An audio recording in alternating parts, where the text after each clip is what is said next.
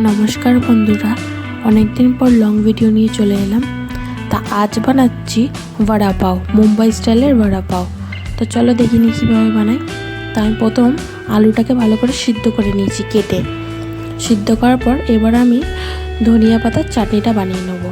তা আমার কাছে পুদিনা পাতা এখন নেই আপাতত, তা আমি ধনে পাতা, কাঁচা লঙ্কা, রসুন দিয়ে একটু শিলনোড়ায় বেটে নিচ্ছি। বাটা হয়ে যাওয়ার পর বাটিতে তুলে নিলাম।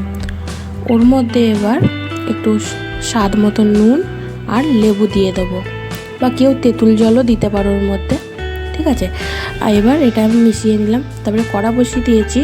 কড়ার মধ্যে তেল গরম করতে দিয়ে ওর মধ্যে কালো জিরে, একটুখানি কারি পাতা, কাঁচা লঙ্কা আর আদা কুচি, এই চারটে জিনিস দিয়ে দিলাম। তারপর ওর মধ্যে নুন আর হলুদ গুঁড়ো দিয়ে ভালো করে একটু ভেজে নিলাম। তারপরে ওর মধ্যে আলু সিদ্ধগুলো দিয়ে দেবো এক এক করে, ভালো করে এবার নেড়ে নেবো। ভালো করে নাবানো হয়ে যাওয়ার পরে দেখবে কড়া থেকে একটু লেগে যেতে পারে, একটু মিডিয়াম ফ্লেমে করে নেবে ওটা, তাহলে ওটা হয়ে যাবে। তারপর আমি বেসনটা এবার গুলে নেব। বেসনের মধ্যে নুন, হলুদ আর লঙ্কার গুঁড়ো দিয়ে আর সামান্য পরিমাণ জল দিয়ে এটা আমি গুলে নিলাম।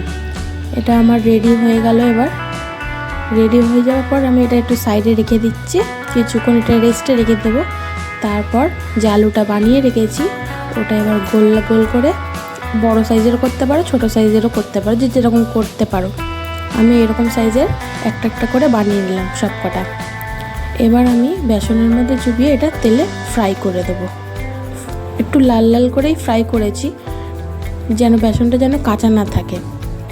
ফ্রাই করার পর তুলে নিলাম আমি। এটা ভাজা হয়ে গেছে। এটা আমার গলাটা একটু খারাপ, কিছু মনে করো না, ঠান্ডা লেগেছে বলে। তারপর এবার বেসন যেটুখানি বেঁচেছিল এটা শুকি চাটনি বানাচ্ছি। তার জন্য বেসনটা একটুখানি ভেজে নিলাম অল্প অল্প করে। তার মধ্যে ভাজা রসুন, নুন আর শুকনো লঙ্কা গুঁড়ো দিয়ে ভালো করে এটা আমি চপারে চপ করে নিচ্ছি। কেন চপারে বেশিক্ষণ লাগে না করতে, চপারেই এটা আমি করে নিলাম। এটা আমার রেডি। দেখতে কেমন হয়েছে, ভালো হয়েছে না বন্ধুরা? তা কেমন, এবার বড়া পাওটাকে সার্ভ করার জন্য বড়া পাওটা সাজিয়ে নেব।